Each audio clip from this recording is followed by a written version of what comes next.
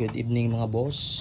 So kakatapos natin pakain, kuha muna tayo ng mga itlog nila ngayong araw mga boss.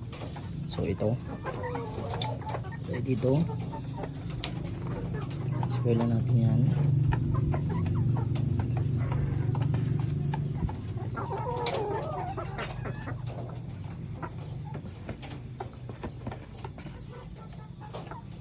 Okay.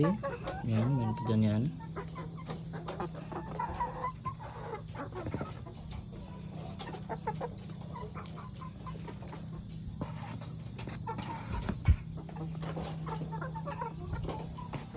Okay, so ngayon meron tayo dito 11. Nabili kanina yung 6. So 17 heads kung ito total natin sa isang araw na produce nila mga boss. So ayan, wala namang tira-tira. Okay.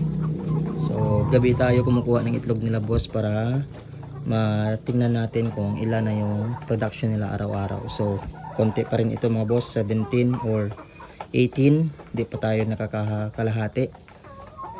So dapat maka 40 plus tayo para 90 to 100% production ang target natin. So malayo-layo pa mga boss.